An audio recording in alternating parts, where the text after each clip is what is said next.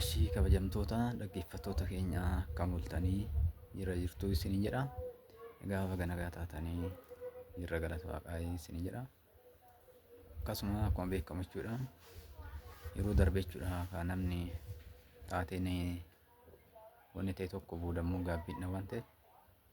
Kanaafuu amma anis kun kama argitan kana yeroo darbee kun haadha miliyoona wajjin akkanatti na aarsitee tan paaspoortii ishiitti jalaa nan gubee paaspoortii aariidhaan ta'an jiru ka'ee gubee ergasiisii hodhamne nutis maatiin hodhamne irraa garraa jechuudha. Anis guyyaa irraa ta'anii natti deebi'e jechuudha. Akkasuma namni hin aaramoo waa balleessuun hin hafu. Namni erga aarii waan baay'ee balleessa. Anis damma dhugaan laalee ergasiisi anis immoo aarii na godhee nan aarii paaspoortii kana jalaa hin gubee. Paaspoortii kana gubee taanaan ergasii nutis hariiroo sin qabnu manatti sin deemne jechuudha. Ergan ba'e har'an deebi'ee jechuudha manatti. Kanan deebi'an illee ilaaleen hiriyoonni baay'een ijoollee baay'een kan nuti turte filiidhaan ijoollee baay'een lakkiiwwan gosirraan bareedu dhiisii dongora jedhee bara kanaatiin jedhanii too baay'ee na haasofsiisanii. Anis akkuma ta'e erga ta'e immoo inni tokko gaabbii nafu anis immoo deebi'ee taan erganii gubee immoo deebi'ee too nan gaabbee jechuudha anis. Kanaafuu ammallee rakkoon qabu wani paaspoortii kan as chokkaayii nan baasaaf jedhee tan amma sawaadaa seenee fiira nan baasaaf ammaa fi ani illee kanaaf ani kan hundaa hojjechuu danda'e kan namni waan godhee irratti gaabbii naaf akkuma isin jedhe aarii na godhee tan kan hundaa seenee amma anis erga natti himanii immoo namni maatis yaadiin ergan ba'e jechuudha. Ba'ee deebi'ee silkiis nan cufadhe. Silkii gootota kanaan dawwallee dheetoo nan cufadhe. Silkii cufadhee tana bakka guyyaa 2-3 kana maatii bira deeme jechuudha. Nan taa'ee deemnas maatiin hunduu nagumaa ijoolleen nagumaa dawwaltaa fi kan jennaan muka jarraanis silkii nan cufee saantiima keechaan qabu jedhaani gaafachuu hin hamne jechuudha.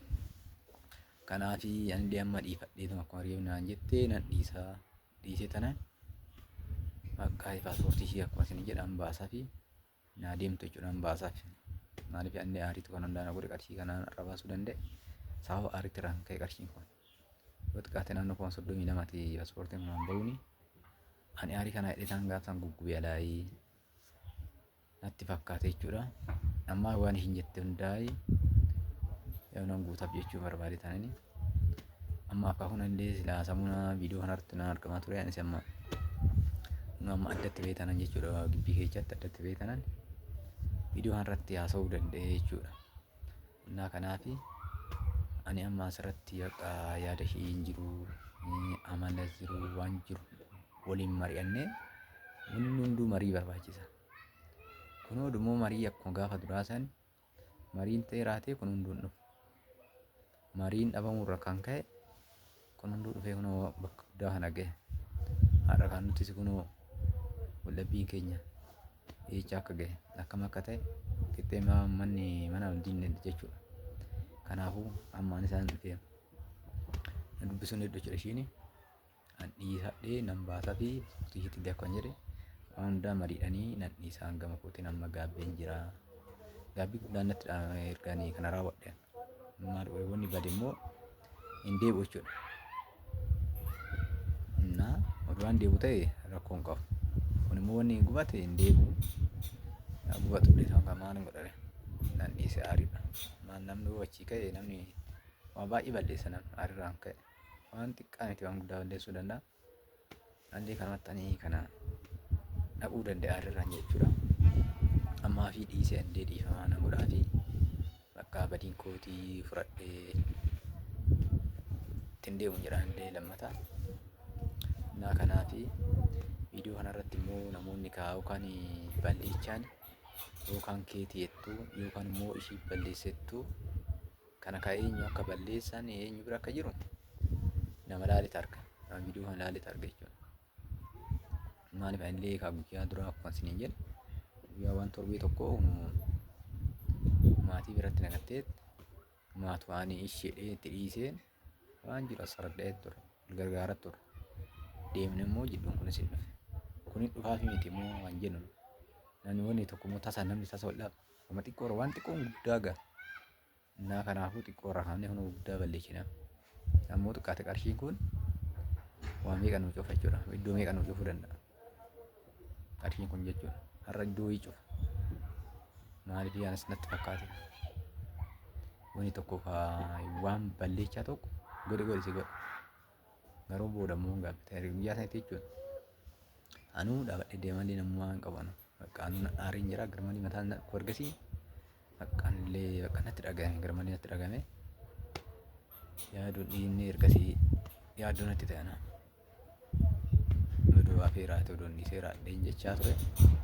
Maal kun are hundee waan ta'eef kanaaf anis amma mariidhanii waan jiru hundaa mariidhanii ijoolleen guddanyaanis natti simanii turanii isheetillee ijoollee waan guddanyuun ishee ittillee himeen turanillee dawalee illee itti himee hundaa anan qaamaan argillee arge kana sirkiinillee dawalee itti himee kun hunduu boruuf jechuudha. Boruuf har'aa hodhuun taane boruufu mariidhaan wanni ta'uu qabu tokko mariidhaan wal mari'annee dhimmi kunatti deemama hin deemama akkamitti deemama haala kamiin deemama sani kaan mariidha. Immoo hin deemamu kan jennu ta'e innis akkamitti sababa qaba. Naa kanneen lamaan waan jiru hundaa wal mari'annee bakka rakkoon jiru rakkinnoo jiraatu yoo na bira kan jiraatu ta'e rakkoo si bira achis kan jiraatu ta'e rakkinni garana iraadhaan isaa akka furmaata walii godhan jechuudha. Innaa kanaaf anis amma asirratti yaada kana dheerachuun barbaanne anis yaada kootii kaafadhee dongoo kootii jedhaani ammaa fi baay'ee illee dubbachuu hin danda'u. Nutis amma kun dhabbii keenya kan argitan kana waaqayyo qabbana isin haa buusu dhabbii keenyanii isin jidduudhaa balleessu akka nuun jettanii namni gammachuudhaan moraaliidhaan yaada jijjiiree gaafa akkasitti hojiin taphate waa addas nama hidhu mariidhaan. Kun immoo wanni dhabbii kun guddaa nama geessa jechuudha. Maaliif tokko maatiin ijoolleen xixiqqoon siqaadha. Yoo nuti tolfamnu isa qaqamu jidduutti isa qaqamu nutis immoo siqaadha ishiin sama siqaadha jidduutti immoo wanni wayii hin badaa deema jechuudha. Wanni harkaa qabnu nuti xiqqoollee ta'u gara badii deema namni wal dhabe walii godhachuu hin danda'u jechuudha. Anumaa godhachuu sanuu hin badaadha. Innaa kanaaf isa abbaan laallataa abbaa tommara jedhee ani dhiisee isin jechuun jaaladha. Egaa ammaa fi asirratti xiqqoo tanuma naasoo barbaade waan na dhaggeeffatan guddaa galatoomadha. Garuu bakka iddoo rakkinni jiru na biras ta'e ishii biras ta'e waan jettan sintu beeka naaf fudhachuu barbaadan namaa guddaa galatoomaa isin jedha.